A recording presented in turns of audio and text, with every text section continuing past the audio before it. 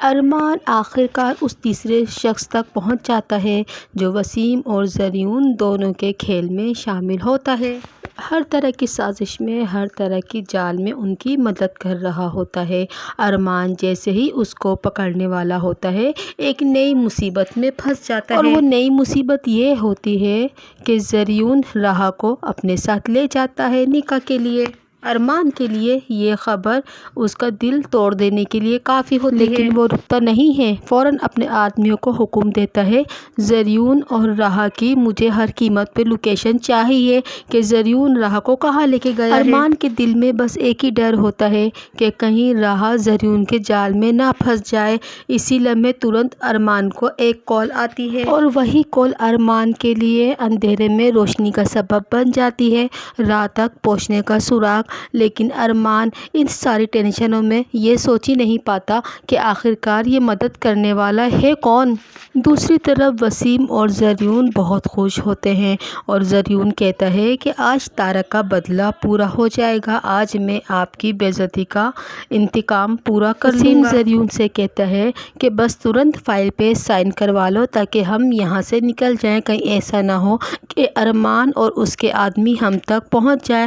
دوسری طرف راہا، لیکن راہا بالکل خاموش ہے۔ وہ ڈری ہوئی ضرور ہے لیکن وہ کمزور نہیں ہے۔ لیکن حقیقت میں راہا ایک کھیل کھیل رہی ہوتی ہے، وہ ایک ایسی قربانی دینے جا رہی ہوتی ہے جو وہ اپنے لیے نہیں بلکہ پورے خاندان کو بچانے کے لیے دیتی ہے۔ وہ خرید رہی ہوتی ہے اپنے لیے نہیں بلکہ ارمان کے لیے، اور وہ کال ارمان کو کسی اور نے نہیں بلکہ شاہزین نے کی تھی جو پہلے ہی راہا سے مل چکا ہوتا ہے۔ دونوں مل کر وسیم اور زریون کو اسی کے جال میں پھنسا رہے ہوتے ہیں، اور پھر وہ لمحہ آ ہی جاتا ہے جس کا سب کو بے صبری سے انتظار ہوتا ہے۔ ارمان اپنے آدمیوں کو لے کے وہاں پہنچ جاتا ہے اور وسیم اور زریون کو اپنے قابو میں کر لیتا ہے۔ اب سارے کھیل ختم ہو چکے ہوتے ہیں، ہتھکڑیاں وسیم اور زریون کے ہاتھوں میں آ چکی ہوتی ہیں۔ زریون حیران ہو کر وسیم سے پوچھتا ہے کہ اس کو یہاں کس نے بلایا ہے؟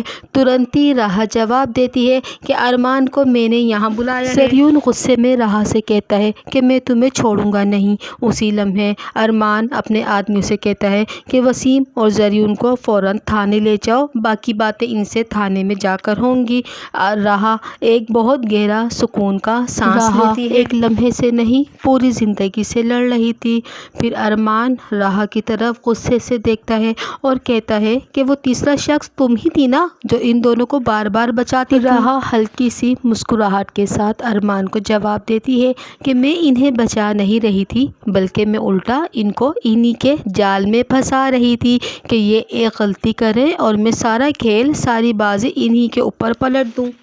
ارمان یہ سوچ کے حیران ہو جاتا ہے اور راہا سے کہتا ہے تم تو ضرورت سے زیادہ ہی خطرناک نکلی۔